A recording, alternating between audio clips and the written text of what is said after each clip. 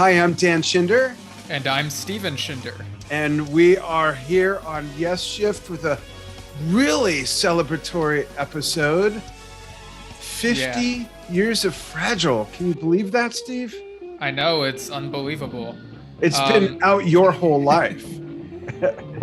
yeah, like just to be clear, I'm not 50 years old. I'm Right. 27, but but yeah, this episode will mainly focus on Fragile. We'll touch upon other things like 90125 toward the end because the 38th anniversary of that passed on November 7th, as well as a couple other things I'm sure we'll touch upon.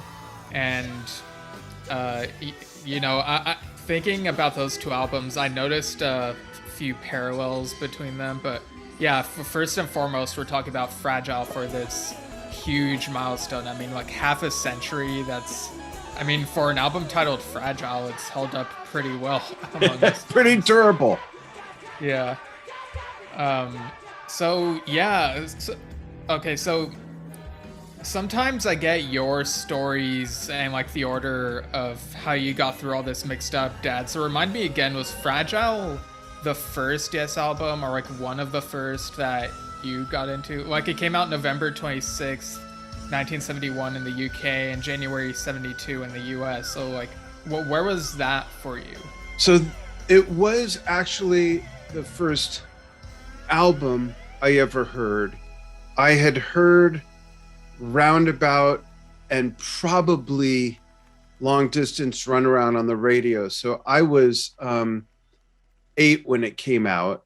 Is that right? Yeah, I was Yeah. 8 when it came out, but when I was like 10 or 11, is when I was at my cousin's house for a vacation, who's older than me, and I might have even been a little older, but that's when I saw and held the album, and he put it on, and we listened to the whole thing. And David was a keyboard player, and started out as a drummer. In fact, he's one of the big reasons I started playing drums, because I see him play drums, him Mm. and John Bonham. And I remember even being that young, and I started playing when I was 7. So I listened to a lot of music, a lot of music. And there was clearly something different about this album, and clearly something different about Bill Bruford's drumming, and just the way his drums, particularly the snare drum, was tuned. And just the album was just so good. And I loved the booklet, the artwork, the booklet that came with it, and seeing their pictures and reading about them. I've always loved that stuff. I was the kid that, well, and the adult that ate cereal and read every fucking thing on every panel of the cereal box, all the ingredients. I mean, that's how I got good at pronouncing big words, was reading riboflavin and thiamine and, all the different things.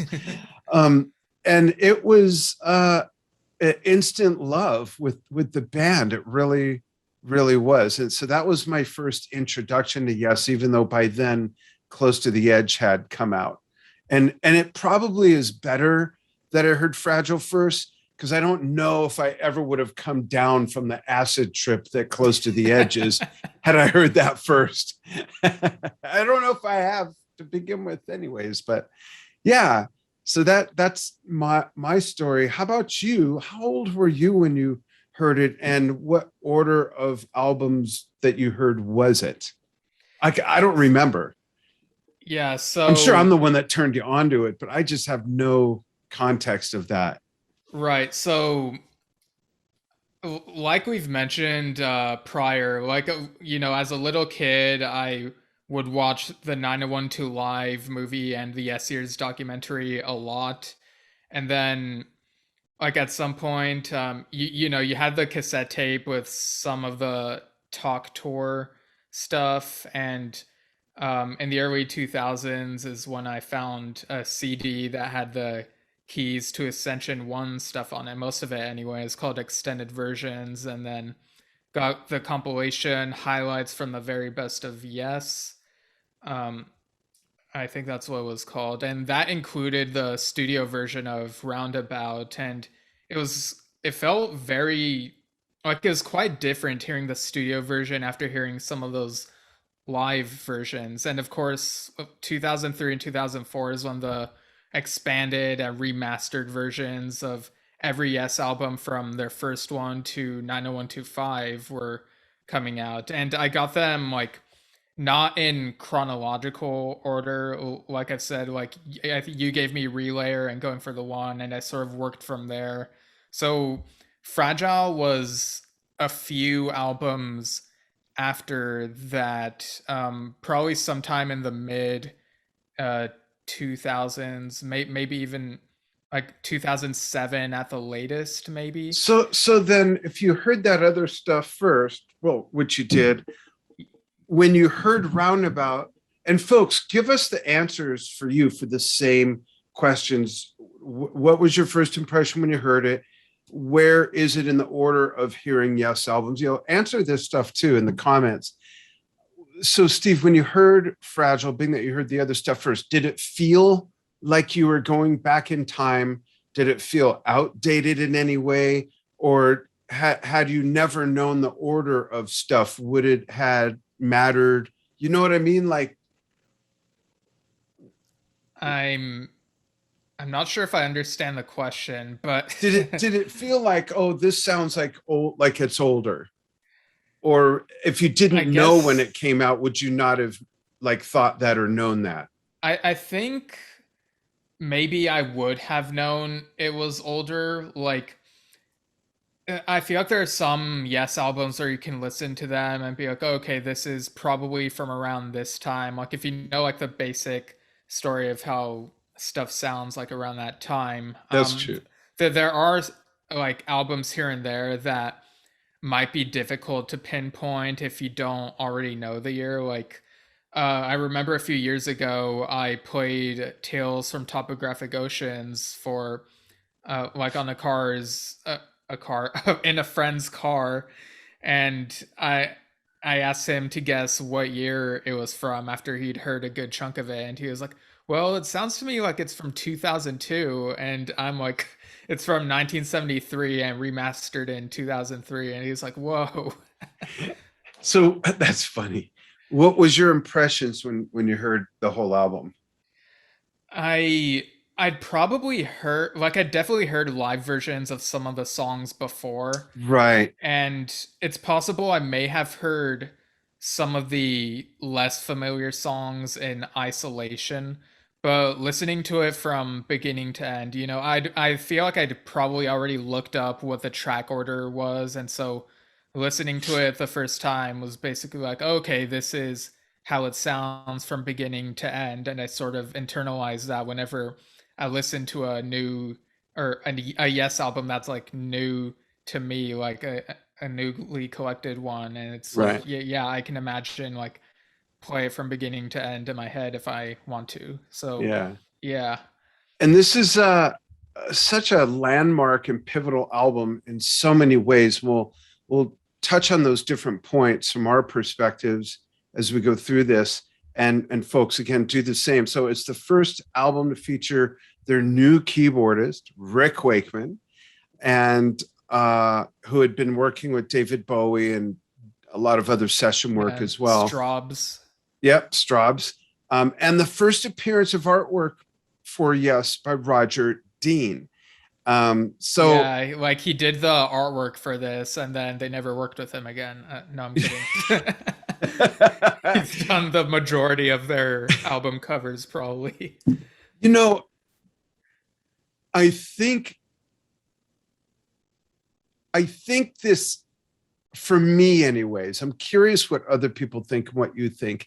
And it's almost hard to not be biased being a Right. Yes fan, but I think this might be the first album where the artwork truly embodied the band's persona and the Mm. sound of the album and all of that. Like there's been a lot of amazing album covers by Roger as well, but by Hypnosis and so many other artists and photographers and graphics companies. But this might have been the first one that really was part of that package. It's like his artwork is part of the sound. It made it a cohesive experience, if you will.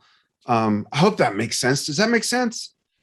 Um, I mean, it sounds somewhat like a coherent statement. Maybe it's a little bit fragile, kind of falling apart, but but no, I totally get what you mean. Like it feels like it embodies that sound. Like And then it if continued.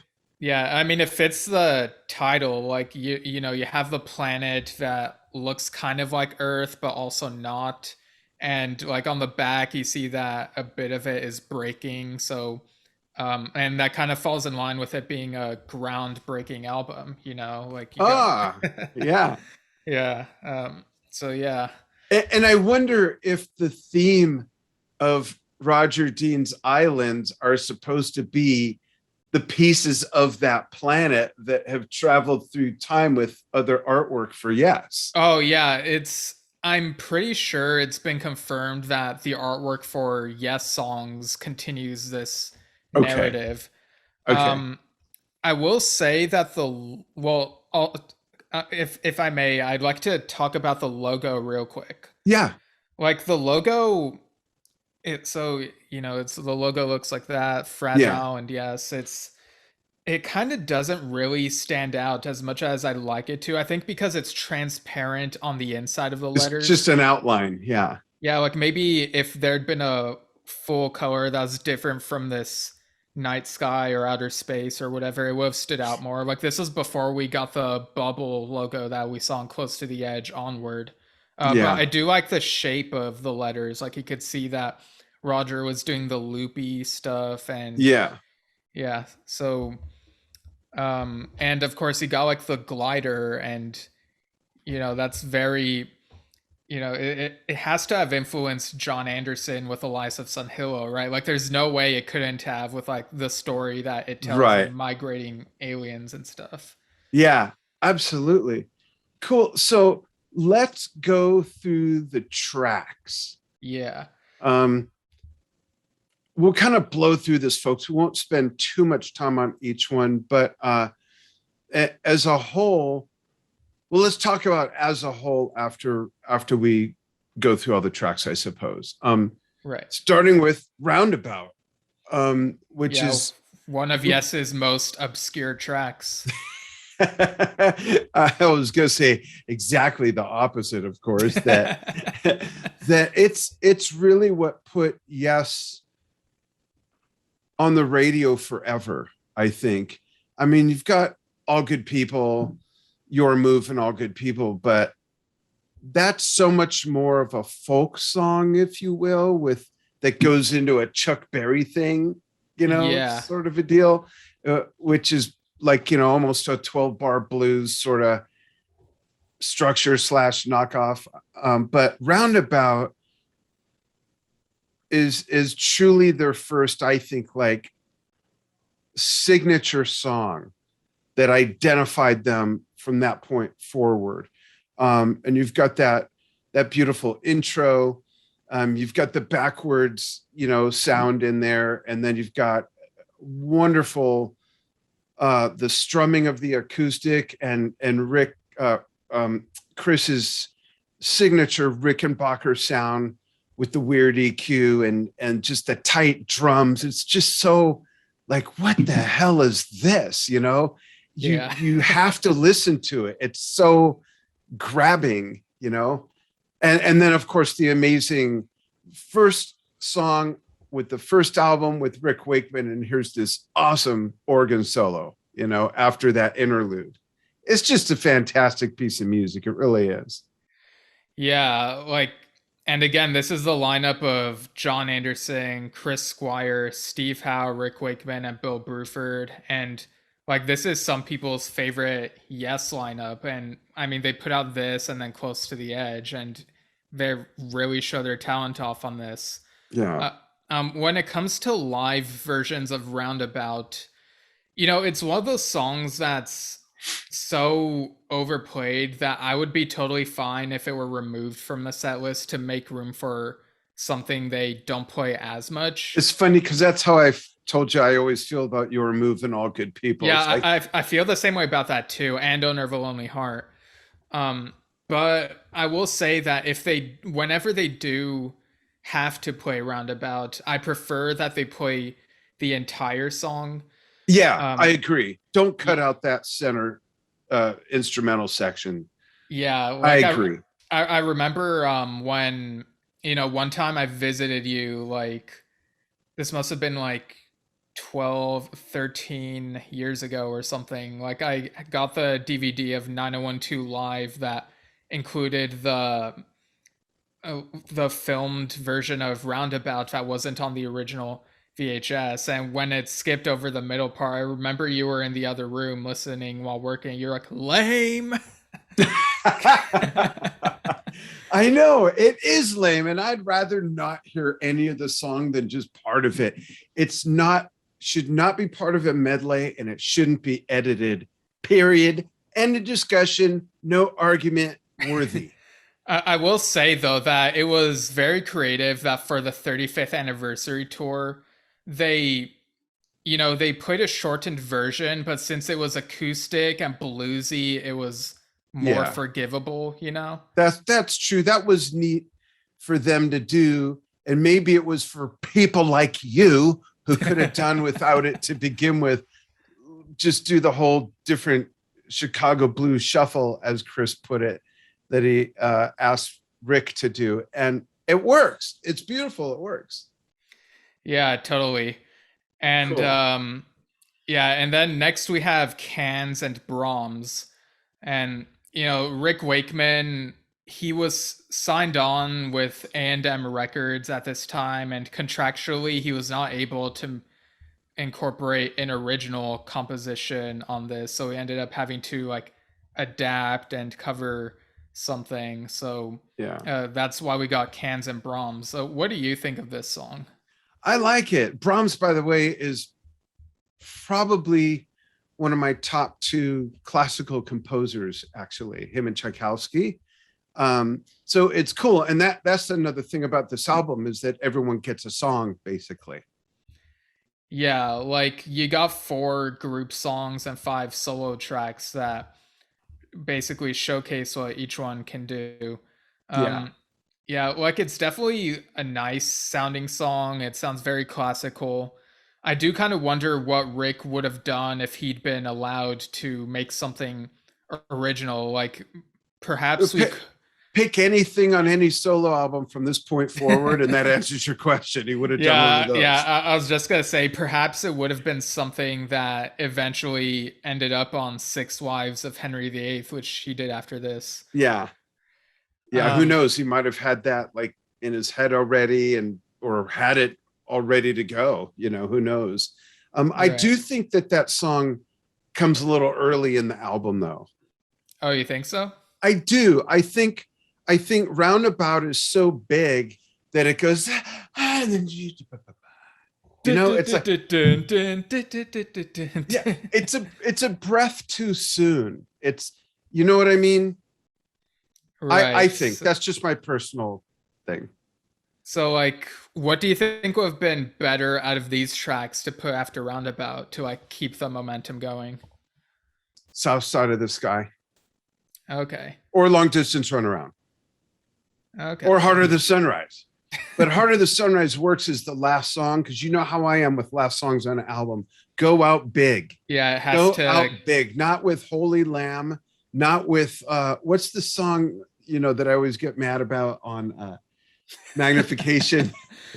Time is time. Yeah, time. Yeah, what a way to, it's like, come on. You know, sorry, folks. I like albums that end big. Right, that's fair. Okay. What about you? What are you happy with the order that it appears? I know I'm that's such a picky thing to even discuss, but I'm very used to the order, so it's kind of hard for me to visualize like the tracks in a different rearranged order. I get for that. for for this particular album. Like for me it's easier with other albums, but Yeah.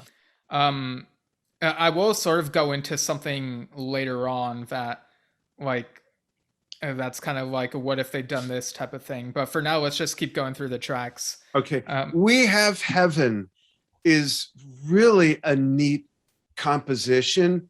And before We Have Heaven, I don't think there was really anything out there like this that I can think of up to this point by Yes or anybody else. You know, it's a very, very unique composition where the voices are everything, you know? yeah, John was basically the entire choir of the song. Yeah, yeah, it's a really neat piece. There's sort of a enchantment slash tribal aspect to it, I think, if you will, if I can use those words. I know that's kind of almost a stereotypical word, tribal, but I think everyone kind of knows what I mean. Yeah, I get what you mean about like the chanting aspect. Like, you Yeah, know, you get the and the repeated rhythms. tell the moon dog to like it sounds like John chanting out some sort of ritual. Yeah, Um and a- and it's, you know, this is like the beginning of what he would do later with Elias of Sun Hilla with all the voices like everywhere. Like this is right, kind of a seed of that. that's true. It I think was I think he really learned what he could do with his voice and the recording studio, with layering things and you know all of that, carrying all the way to the ladder. Mm. What's the piece? You made a great comparison to this. I'm Oh sorry, my yeah, like mind's just the like the song Can I it has some of those words like he sings We Have Heaven on there, so it's basically like yeah, and the the elements song are redone. similar. Yeah, Yeah. cool. Um What are your thoughts on that song overall? I it's really good, and I associate the footsteps part. Okay, so like the first time I ever heard this song that I recall is in the end credits of the Yes Years documentary.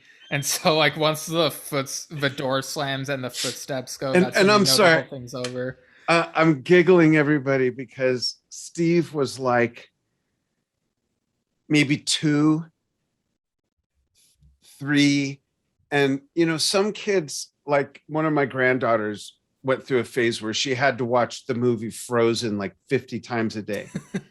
Steve's older brother, Alex, watched 101 Dalmatians and or Fantasia 50 times a day. Steve watched yes years 50 times a day from the time. And when the door slammed and there were the footsteps, Steve would run out of the room to do the part of the footsteps or ran Yeah. in a circle. Do you Yeah, I remember think that? I think the footsteps were also kind of scary sounding a Yeah. bit. Yeah, I agree. Yeah. And well, just to like skip ahead real quick, we also get like a reprise of We Have Heaven at the very end, like after Heart of the Sunrise, and Yeah. it's I like that.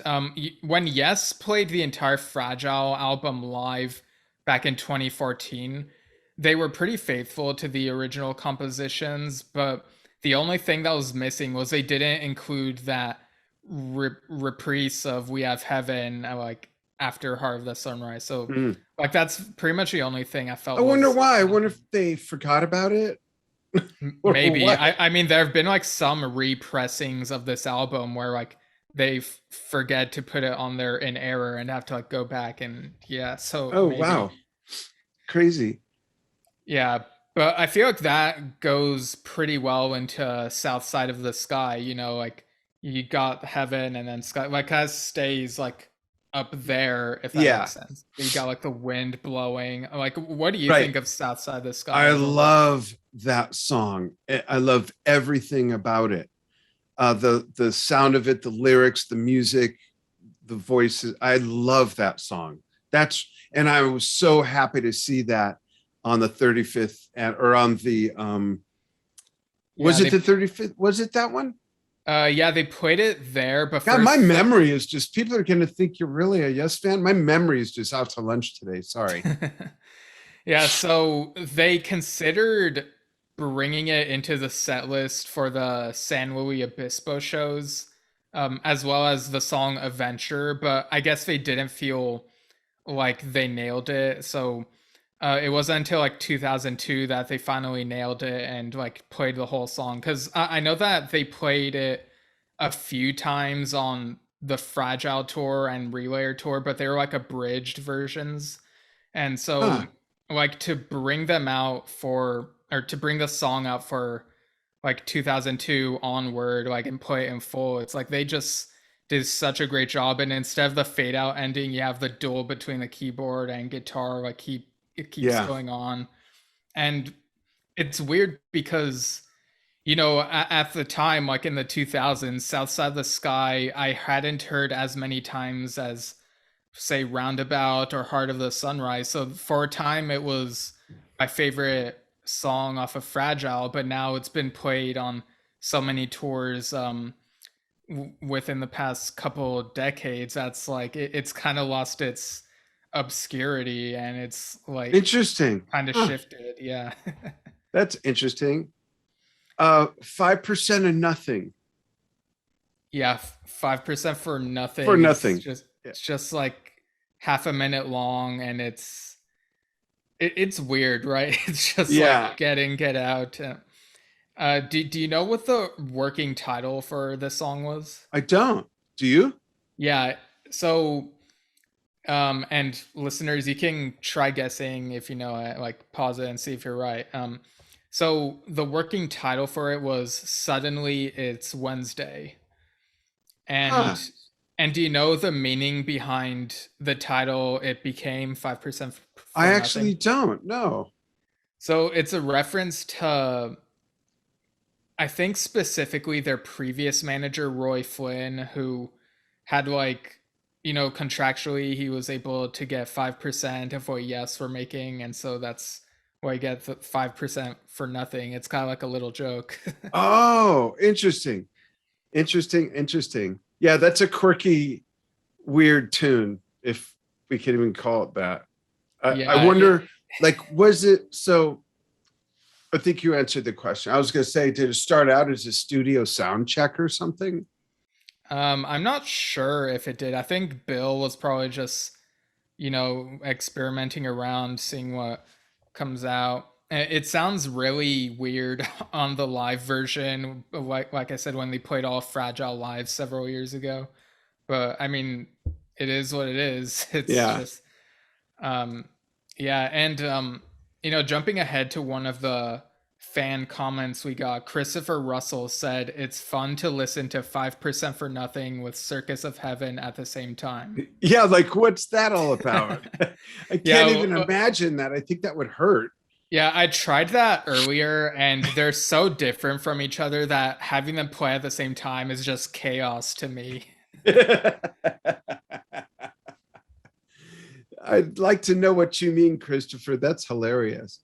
Then next we have another, you know, probably just as iconic as Roundabout, even though it didn't get as much radio play, but certainly a lot, is Long Distance Runaround. That's a signature song that really identifies Yes and this era and has also endured through the decades. Yeah, it's kind of simple, but it has some nice stuff to it. Do you have a favorite live version of Long Distance Runaround? I do. I think that people are gonna. I think it's so I do like the acoustic version that they did on Songs from Songas. I do like that. But you know, one of my favorite versions is from the Open Your Eyes tour, believe it or not. Because it's punchy. I like Okay. that a lot. And I also like how they burst into it from the medley on the Tormato tour. Yeah, like it had that nice transition from time and a word into it, Yeah, and it worked pretty well. yeah. Um, and What about you? my favorite is the acoustic version from the Relayer tour. Oh, that's right. I forgot about that. Yeah, Yeah, where they're all playing guitars. yeah, it's Yeah, like long long distance run around. And they're just strumming along. Chris is on guitar as well. Yeah. Yeah, and it kind of segues into Patrick Moraz's keyboard solo. Like it's a But really nice version, I I think. like that, but it's like an abridged version, like the edited roundabout. It's like we didn't quite get the song, but it is that might be the first time they reworked one of their own songs live, right? Possible. Well, maybe one of the earliest versions. Actually, there might be some examples that I'm just forgetting. I mean, like I said, they played abridged versions of South Side of the Sky as well That's back in true. the Yeah. 70s. Yeah. But I don't know, like it doesn't feel lacking to me. Okay. Like I know people are so used to it segueing into the fish, but with that acoustic version, I don't like really miss that segue. Right. And even when ABWH played it, they found a really creative way to like work around not using the fish. It would escalate and John would like repeat to 100 a few times, and then it would Yeah. go into Bill Bruford's drum solo, which was from Heart of the Sunrise. Right. And it's just like super hype the way they did that on that tour. Yeah, that's true. That is cool. And then it goes into the fish, which is Chris Squire's signature song. Um, what can you say about that? It's just a Yeah. masterpiece, and for a bass player to have a feature song like that, it is so cool. And then there's overdubs as well, which is cool. There's like three or four, Shine wah wah pedal on the Delirium bass. Prima Yeah, and the name of the fish. Yeah, the Doris. Latin. Yeah. Yeah, like and we've talked about this on the live thing that you did on Drum Talk TV, where recently you played a few Fragile songs. Chris Squire's nickname comes from, he's called Fish because he would take a long time in the bathroom and even like over flooded like the apartment at one point. Like Bill Yeah. Bruford has like talked about that. In And showers, and not from the toilet, Steve doesn't mean, but right, from right. Yeah, literally from the the bathtub. bathtub. Yeah. Yeah. And it's also fitting because, and I don't know if this is part of it or it's just coincidence, but he's also a Pisces and he plays bass, which is the same spelling as bass. So it just all really fits. And I love that he like, And he likes cheese balls. Oh, just kidding. and I like that he ran with this, titling his first solo album Fish Out of Water. And Yeah. yeah, that came out November 7th, 1975. So like a little recent anniversary as well. And it's just, the fish was the tip of the iceberg, and Fish Out of Water showed like, Chris, he does so well in the vocal harmonies, but to have stuff like that where he can sing lead and where Yeah. he even has an orchestra behind him, it's just so satisfying to hear. Like it's such a solid solo effort. And you're right. And I've mentioned this. I've always loved when there's a Yes album that features a song with Chris singing lead. Fly From Here and also Magnification both have those.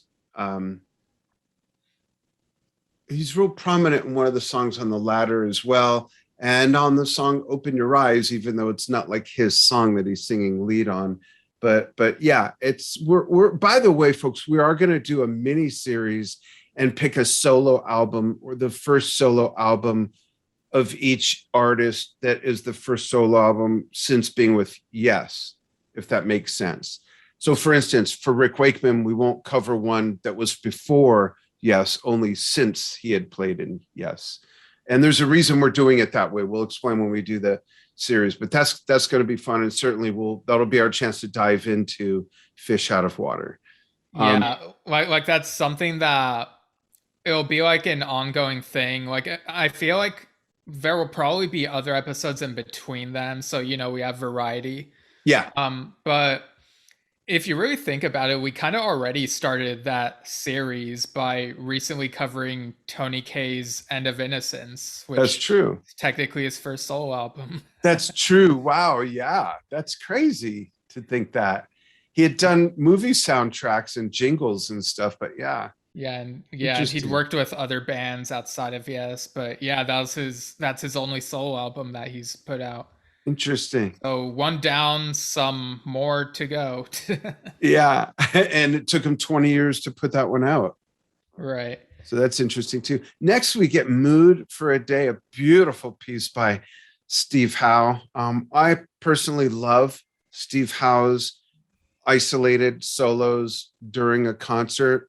That's always a real treat because he truly is a magnificent musician and, of course, guitar player, one of the absolute best in the world of any genre. He's just so good. And to get anything like Mood for a Day from him is great. Um, Yeah, and Mood for a Day is something he kind of had in his back pocket since the Yes album really? days. Well, like in the expanded remastered CD, there's one of the bonus tracks is the studio version of Clap, and it includes a bit of Mood for a Day in it. Oh, So interesting. I didn't know that. yeah, so so he was pretty much pre-prepared for this one, it seems, and it sounds really good. It's like Steve Howe has such a signature sound. Like you just listen to something like this, it's like, oh yeah, that's definitely Steve Howe. Yeah. You know? Yeah. Classical guitar, just beautiful. And then another landmark progressive rock song, Heart of the Sunrise. What a way to end the album, with just a really big bang, really big bang. And that has all the classic elements of a Yes epic, but it's just shorter. You've got brevity, you've got madness, you've got uh, crazy time signature changes back to the theme. I mean, it's just all over the place. And it also, this album, I think, is really where Steve Howe truly blossoms.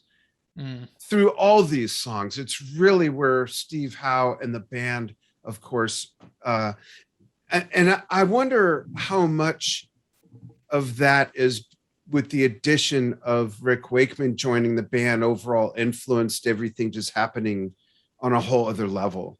Yeah, Because I sometimes mean, one member can really change everything.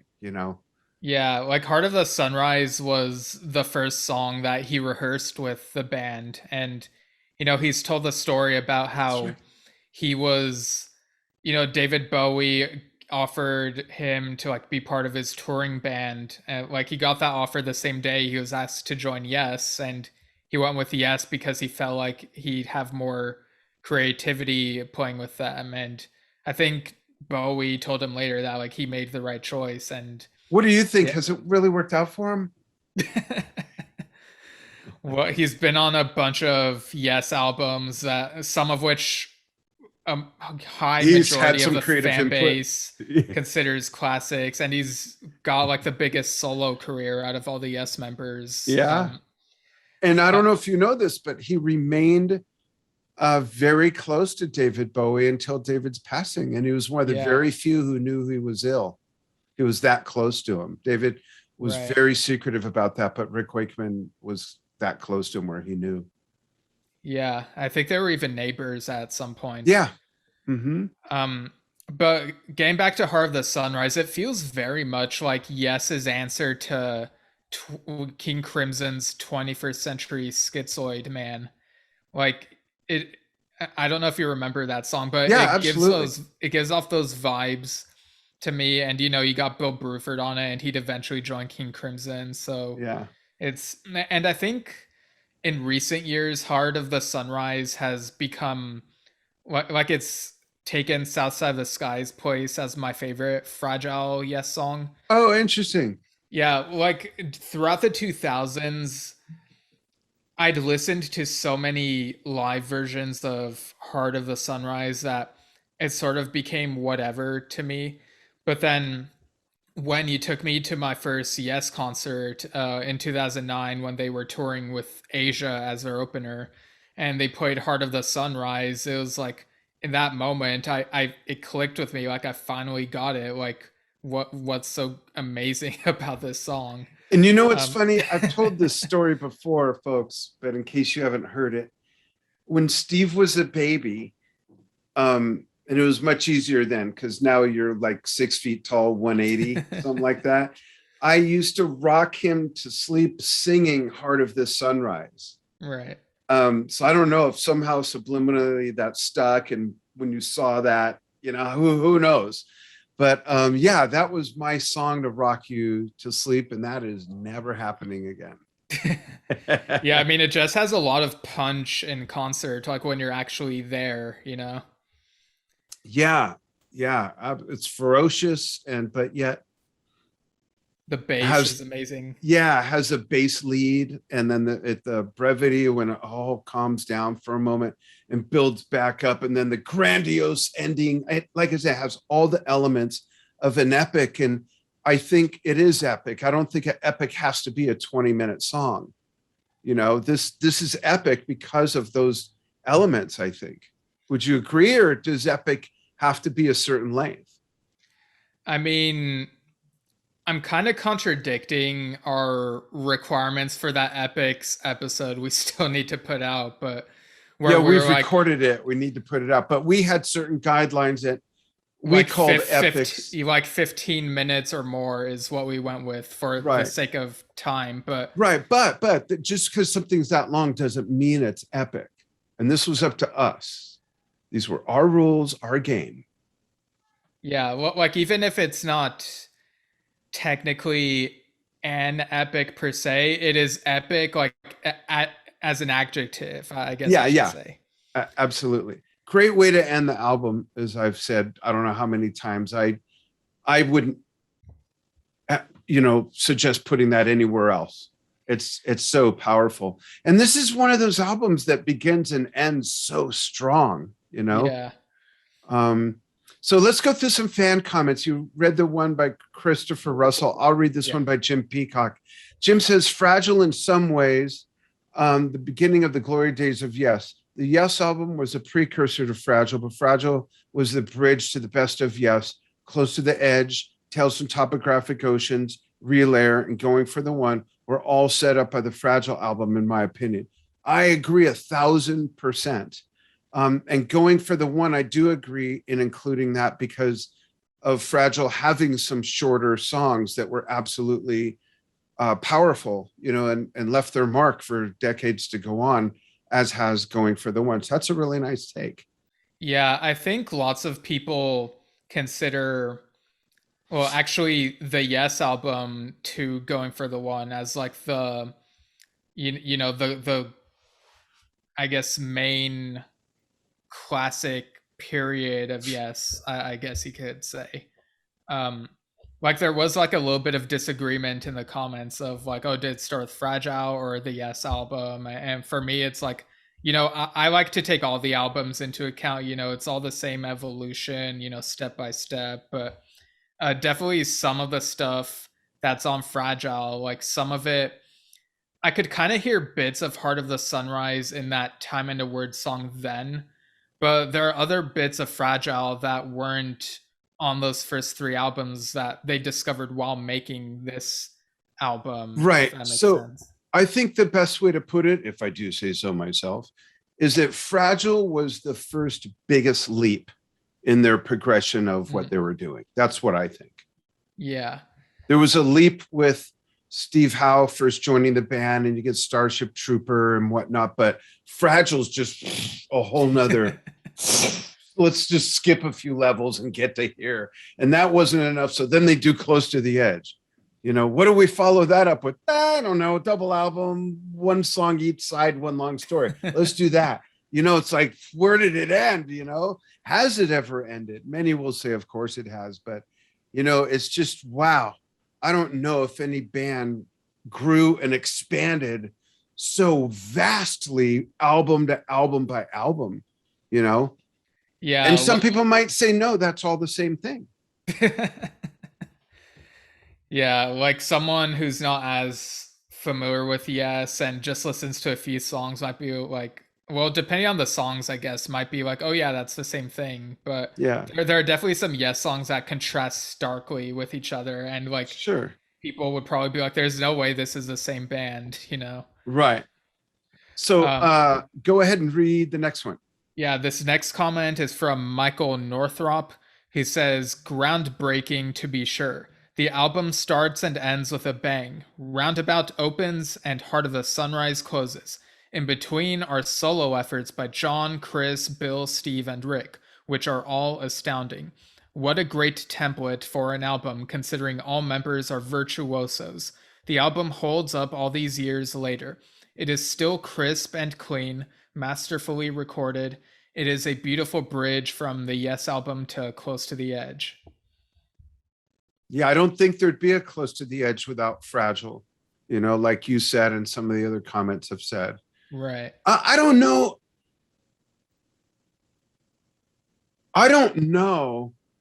We'll never know. I'm just speculating, which is nonsense. But I think you'll all know what I mean when I say I don't know if there would be a Yes of 50 plus years without Fragile. Yeah, I mean, I think it's safe to say that's the most commercially successful 70s Yes album. Absolutely. Yeah. Like it went double platinum, I believe. Yeah. Interesting. Cool. Next, we have Bill McCarskey. I believe that Fragile is quintessential Yes album. It contains the DNA for what the band and individual members were to accomplish through the 70s. I agree. Yeah, that's a great way to put that.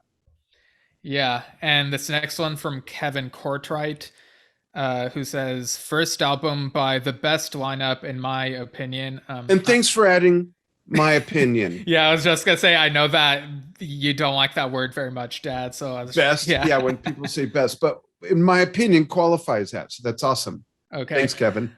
So Kevin continues, the 5 musicians that made this album and Close to the Edge were perhaps the most remarkable collection of virtuoso musicians in one group in rock history. Though some don't care for the solo tracks, I love them. It works well for the album to have the group tracks augmented by the solo tracks, in my view. And the group tracks are some of the best they ever did, such as South Side of the Sky, Heart of the Sunrise, etc. And though radio success was simply not what the band was about, Roundabout gave them enough radio success to put the album near the top of the charts. Thus, it moved them forward considerably in overall success. The production is flawless, the performance is stunning, and it's the first Yes album to include Roger Dean artwork on the cover. Also, it included a great booklet in the original LP release. Just excellence all around. That's a great review. Yeah, that's Yeah. awesome. And I know this next review, I know you're gonna disagree with a bit of it, Dad, but I included it because I wanted to sort of play devil's advocate with something. So sure, let's see. I haven't read all this, folks. We do this unrehearsed, as you could tell, I'm sure. Nick Zales, and Steve puts all this together. I don't see it until we actually do the show. Nick Zales says it has 3 great songs, all over 7 minutes, and a bunch of filler. Of course, Yes filler of that era is better than most music. That's great. Including anything Yes has put out in the last 20 years. It does have what may be their best album cover art, is Stepping Stone and Close to the Edge. I respect that because I understand that that's all opinion, and that's fine. It's great. You can't argue with opinion. But right. There's a lot of really valid stuff. My favorite part is, of course, Yes filler of that era is better than most music. That's a great take, Nick. Right. I don't take a lot of exception to this. I don't consider the other stuff filler. I rather instead agree more with what Kevin Courtright's take is, that it was an interesting way to put out an album with X amount of group songs and augment that with something that really sort of spotlights everybody with their own piece, rather than trying to make them shine within a song, which they all do, of course. So that's just my personal take, but that's a valid take. Yeah, that's good. Right. Yeah. So I would say I disagree with the 20 years comment. I think there's been some great stuff. I do. 20 years. Yeah, but that's his opinion. Right. But the reason I want to kind of touch on the filler thing. Like, filler means something different to different people. Yeah. Is that I want to kind of bring up that I think that fragile, structurally, I can see how, even, I love the album, but I kind of think that structurally it does feel a bit disjointed, having the solo pieces in between the group pieces. Um, and this kind of made me wonder, like, what if they had done an album that was just the group pieces, like, and instead of like the solo pieces, like, what if they played America on the Yes album tour and then recorded a 10-minute version between Fragile and Close to the Edge. And so it's like, what do you think it would have been like to have Fragile if it were like, side one, Roundabout, then America, and then side two, South Side of the Sky, maybe with or without Long Distance Runaround, and then Heart of the Sunrise? Like, do you think that would still be like a solid album, or do you think it would be kind of maybe lacking? Like, I know it's like a So silly what if, I but think part of the answer, let me just, I know what I'm trying to say. Let me just formulate that for a second. It's important to answer that question in the context of, if we look at it when it came out.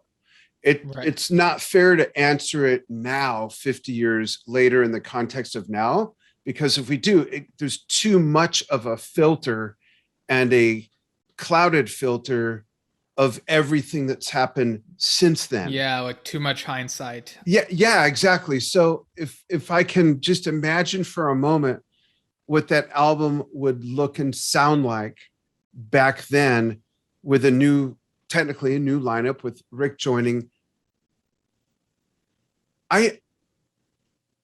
Even though Close to the Edge came out shortly after that with just 3 songs,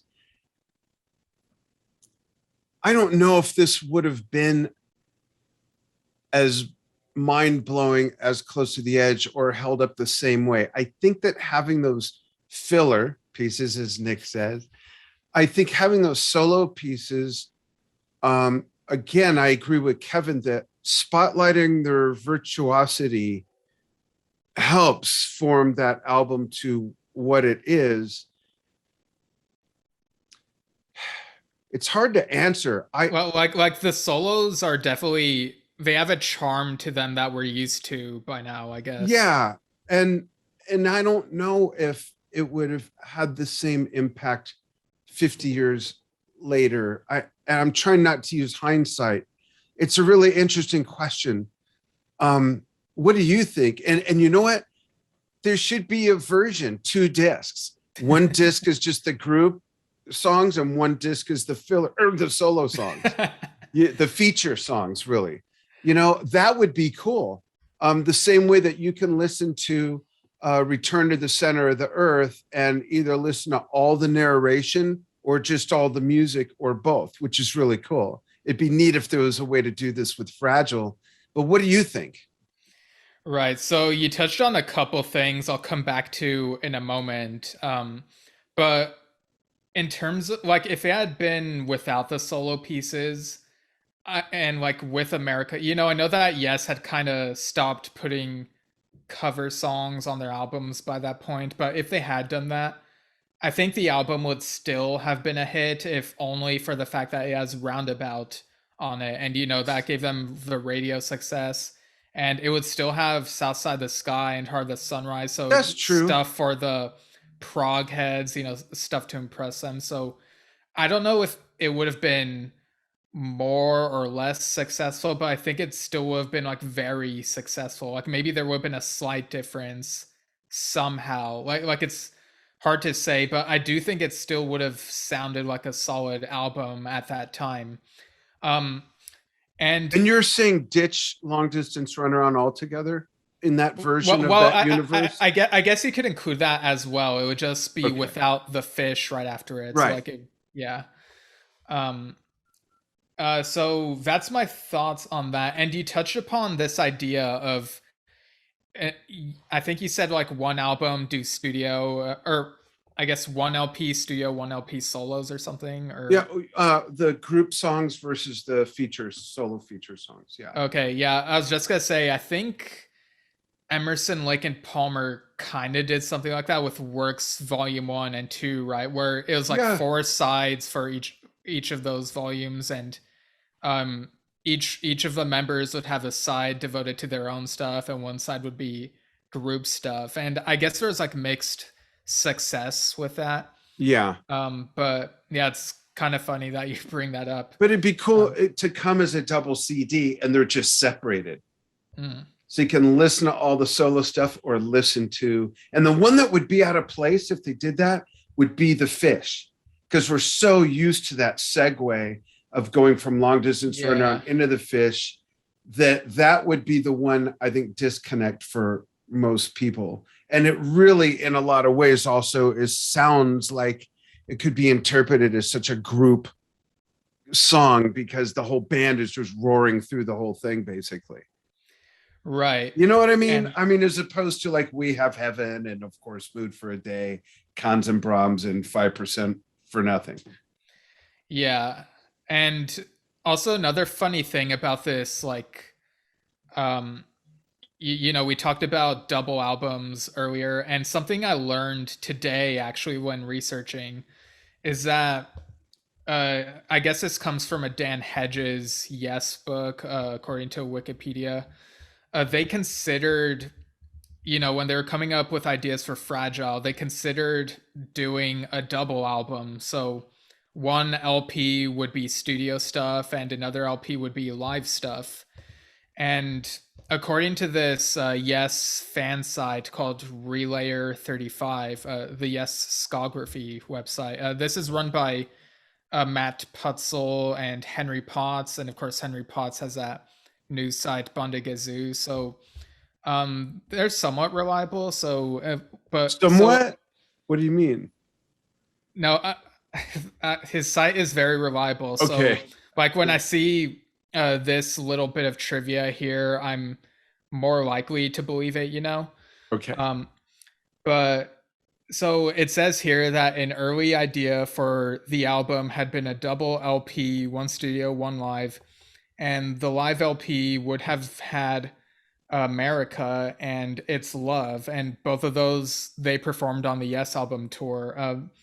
And I don't know if you remember this, like it was like 12 years ago or something. Like I got this box set called The Word Is Live, which had like stuff from live Yes concerts back in the day, and one of them was a 16-minute version of America. You know, they did it with Tony Kaye, and it even had a lick of roundabout toward the end, which you pointed out to me, and I was like, oh yeah, it was like and I don't remember that. yeah, so there's that, and It's Love. What year was it from? What the year with when Tony before Rick joined or years Yeah, later with Tony? Okay. yeah, before Rick joined. So there was that 16-minute version of America and an 11-minute cover of the Young Rascals song It's Love. And I can see America working, but It's Love, like I just re-listened to their version today. Like that one sounds to me like filler. Like it sounds like a really long jam, improvisation, and kind of would have been out of place with all this other stuff they ended up putting on Fragile. So Interesting. yeah, and I guess at that time they didn't have enough time and resources to do a double album yet, at least not So one studio and live. So they just went with a one LP. so do you think that at all came up in discussion when they did Keys and John or Chris said, you remember back when we were doing Fragile and we were gonna, do you Oh, think, shoot, you're right. right? Do you think that could have come up? Oh my gosh, why didn't I think of this? Oh, wow. Yeah, and that was a weird thing that happened. Like we've talked about how it would have been better for the studio and the live stuff from Keys to be separate at that Yeah, time. because otherwise they talk about it as the album that never came out, Yeah. you know? I wonder if they even remembered because it would have been the three of them, Steve, John, and Chris, well, and Rick, would have Yeah. been part of that. So it'd be curious to me if none of them brought that up or remembered or made the comparison. Hey, we were going to do this 30 years ago or whatever, you know? Yeah. So yeah, that was just like really interesting to read up on. And I have like Wait, a I got to say, I'm sorry. I want to comment on that real quick. yeah. I would have loved for that to have happened because some Yes music that I am completely unfamiliar with is anything live with Bill Bruford. I don't Hmm. remember listening to this with you. Bring it on the trip. Bring it on the trip. Okay. And I've heard one bootleg that you found when I was doing something on Drum Talk TV to play to that has Bill playing on it, but the audio was crap. It was not a soundboard recording, and so I don't even like remember how what was on that or anything. But that's something I'd love to see video of that lineup, whether with Kay or with Wakeman with Bill Bruford on drums. Um, Yeah, yeah, there's like a 20-minute or half hour documentary that was like filmed during the oh, Fragile tour called Sounding Out. It's on YouTube, I think. It's easy to find. okay, because the only video I've seen is that black and white one that's in Yes Years. Oh yeah, like some of the original lineup videos, Yeah, but yeah. I haven't seen any video of Bill with Rick, that era. Okay, yeah. Actually I think I may have shown that to you. I remember there was like a Probably, you know how some good I sort am at not of remembering. there's like some sort of like big cat in the background while John was being interviewed. It's like, whoa, what was that? It's I like really vaguely weird. remember that. Okay, I gotta check this stuff out. But bring Yeah. bring that on the trip. Yeah, I'll bring the Word is Live on our trip. Yeah. Okay, great. Um yeah, and I have a bit more of trivia, but first we'll Okay, like go through the rest of these comments. okay. Let's see. Marianne Pellegrini says about Fragile, perfect, helped everyone I know get through high school. Now I saw that comment on the post, and you asked her to clarify. You want to explain for everybody watching or So listening? so I think what I responded with was um like I was asking like was this around the time the album came out, because I was curious about if it was like around when it came out or if it was maybe later in the 70s or something, like Yeah, basically how new was the album when when it like helped them get through high school. Yeah, the time yeah. context. Yeah, and I think she like misunderstood what I was asking and was like thought maybe that I thought she knew people in high school like today or something listening to it. I don't know, but like she clarified that it was like her and her friends when they were in high school, and it's like Right. yeah. um but yeah, and that's something that's also kind of, high school stuff is brought up in this next comment. Do you want to read that? Yeah, Bud Staten, I believe, like me, says this was his introduction. This was my introduction to Yes. Driving down a snowy road in the middle of the night with some high school buddies. I'll never forget that night. Buzzing along, snow looking like stars when the Enterprise warps off, listening to the Enterprise Star Trek reference, Yeah. listening to the finest set of musicians that I had ever heard then and to this day. South Side of the Sky reminds me of one of my favorite remains one of my favorite Yes productions. Not just an important part of my life, but also my soul. I can relate. I can totally relate to how Yes music is part of my soul. I know some people might think that's just totally cheesy or obsessive or fanatical, but I totally get it. I totally get it. Yeah, with certain albums, they invoke memories of where we were when we listened to them, whether it be in a car or looking ahead to a next chapter in life. Yeah, And that's just the power of music. I mean, again, I know that sounds really cheesy, but it's true. it is true. Yeah. Yeah. And this last comment I have here from Michael Gill, who says, hearing this album truly changed the course of my creative life. It came out when I was at the impressionable age of 10 and opened up for me the world of non mainstream music and art. So, yeah, Nice. that's a lot of great stuff. Yeah, So thanks for your comments, everyone, and feel free to always email us or comment on our posts. We always pull some of these out for our shows. We want you to be part of this. yeah, definitely. So like I said, I have like a bit more trivia to mention, and then we'll get into like the 90125 comparison. Um, so do you know what the working title was for long distance runaround? No, I didn't know there was one, let alone for 5% for nothing. Um, I can't imagine. What was it? Prelude Corporal. to the Fish? It was Corporal Salt. Corporal Salt? Yeah, like do you know what that's a reference to? I don't. It's sort of a reference to Sergeant Pepper. Oh my goodness. How hilarious. They weren't actually considering it. That was just a working title. Right. Like I can't imagine that they were going to have that be the final title for it, but it's yeah, it's weird. That's funny. That's Yeah. hilarious. Um and Fragile, like the title, I think we forgot to mention this. Like Yeah, it's where I is don't know where that came from. yeah, I saw in a couple places that apparently Brian Lane saw some equipment and the word fragile was on it, and that's Brian Lane, their manager, and that's how they came up with it. I've seen something else that suggested that um, Bill Bruford may have possibly come up with the title. They had gone through Like, so many lineup changes by then already. right. Well, two. Yeah, so Wikipedia cites his autobiography, I believe. It says Bruford claimed he in fact suggested the title because he thought the band was breakable at the time. Oh, I need to get this autobiography because I want to know like the context of all this stuff. yeah.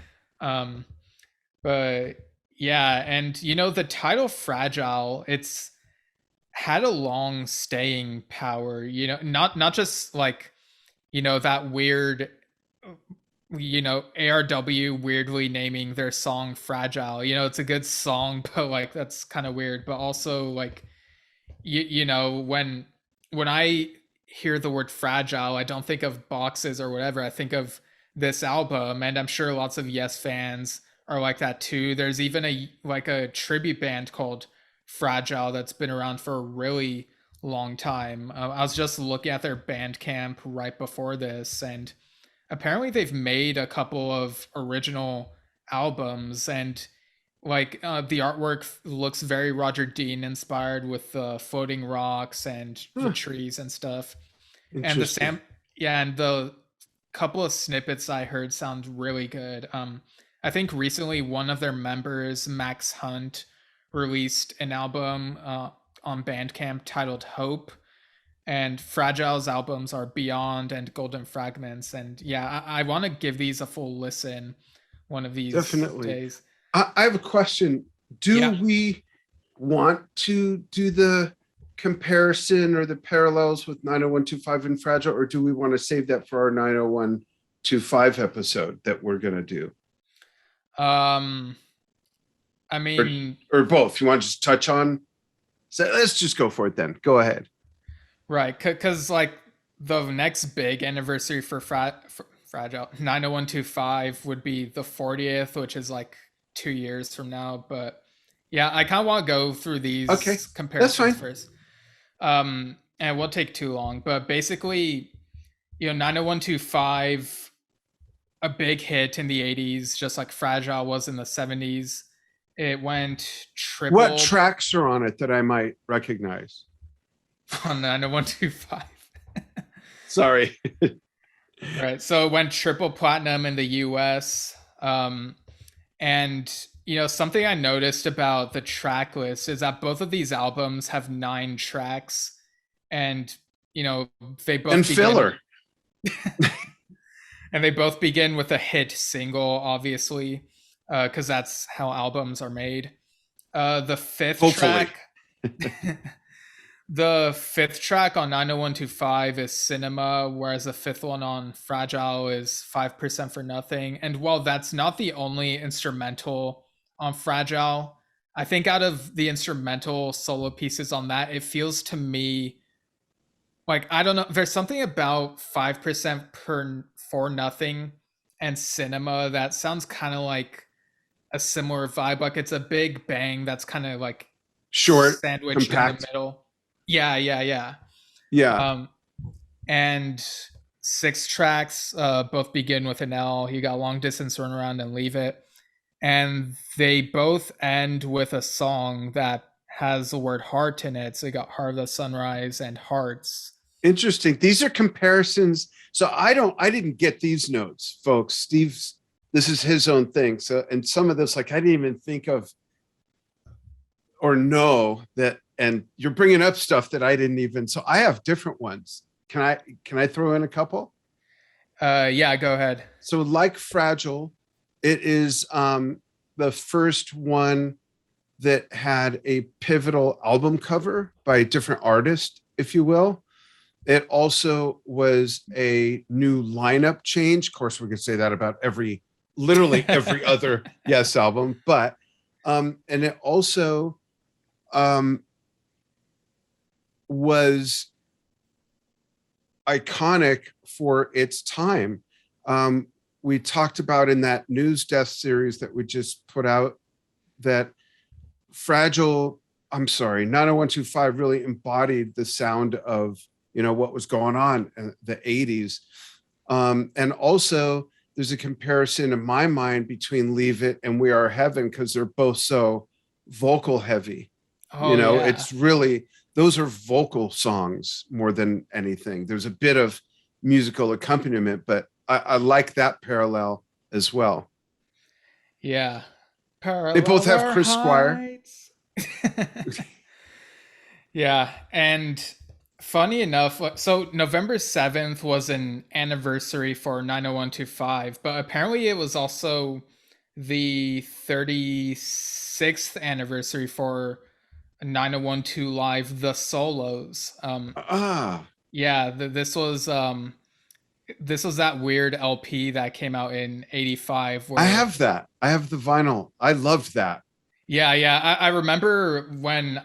So I'll get back to this, but Okay. just real quick. So one time when I visited you for the holidays in 2008, um, we watched the 9012 Live DVD, like I mentioned, and you pulled out your vinyl records and your record player, and you were like letting me listen to like what you had. And so the first thing I put on was 9012 Live The Solos because I hadn't heard that live album specifically before, and it wasn't on CD at that time. And so when I put that on, you're like, you choose this out of like all the other stuff because like we were watching the 9012 Live DVD, and it's like this is And some then of you the same put that stuff. on. Yeah.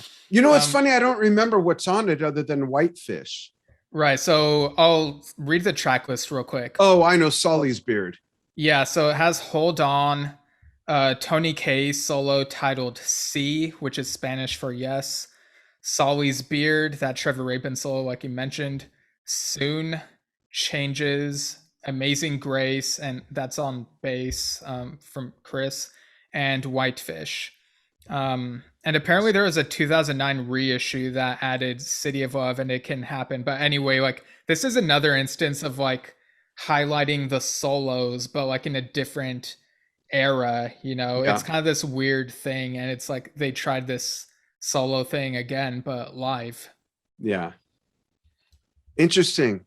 And 90125, I think, did the same thing for Yes that I mentioned Fragile did. That I'm not sure without Fragile if there would have been 50 years of Yes. And even Rick Wakeman says without 90125, there wouldn't have been decades more of Yes, even though the lineup, of course, changed. I like how objective he is most of the time and how he's pretty magnanimous about giving credit outside of anything he had anything to do with. You know what I mean? In regard to, yes, he's usually pretty good about that. And most outspoken about it than anybody else, I think, that's not in the band at the time, which is cool. Right. Like he'll definitely be honest if he has criticisms, as we've Yeah. seen, but well, like you said, he has said that 90125, I think he even said verbatim that 90125 is the most important Yes Right. album. Yeah. Um and it's kind of a funny thing to think about, cuz like I really think if you look at Fragile and 90125, it's like you basically have those different generations of Yes fans. Like these are both probably the biggest Yes lightning rods that got people into the band at different points. And both got the most radio play, Yeah. you know, I mean, pivotal for them at each period of time. yeah. I mean, there's a reason that in that movie School of Rock, Jack Black gives the kid a Fragile CD for homework. Yeah, for sure. Cool. Folks, we would love your input on all of this stuff. Do you have anything else before we go, Steve? Oh, you were going to get back to something. Did I feel like I've said pretty much everything I was gonna say. Okay. I don't know, I guess there's like a bit of trivia for South Side of the Sky. Like back in Go for it. the 2002 tour, John, at the Camden, New Jersey concert, I think it was, he said this is a song about three guys who went to the Himalayas and one of them died and went to heaven in the South Side of the Sky. So I guess that kind of adds a little bit of context for the song. I don't know if it's what John originally had in mind, but it's at least how we saw it in 2002. And yeah, that's the version you sent me that I played to. Yeah, on the Drum Talk TV celebration version of the album. Yeah. So yeah, I think I've pretty much said. I mean, we could keep on talking about this for a long time. We won't though, folks. Don't worry. But send us your thoughts. Yeah, and I mean, like, you know, there's lots. You know, Eddie Offord, of course, a major factor of that era of Yes. Yeah. And like, there's a lot people can talk about with this album, but yeah, I feel like by this point, like listeners, like especially if they're Yes fans, like they get the point. Like Fragile is really good and iconic. Yeah, give us your thoughts. We'll read them on the next episode. And you can follow us on Facebook at facebook.com/Yesshift. And you could find us on a few different podcast platforms just by going to anchor.fm/Yesshift. And they distribute to like 7 other platforms as well. And they can email us too, right, Steve? And tell us their favorite filler songs. Yeah, you can email us your favorite quote-unquote filler songs at yesshiftpodcast@gmail.com, and we might read them on the show possibly. So yeah, I think we've done it. Like 50 years of Fragile, and it still sounds very good to my ears. Yeah, it's still relevant. Absolutely. Very cool. Thanks everybody for following what we do. We will see you again soon, so to speak. Thanks.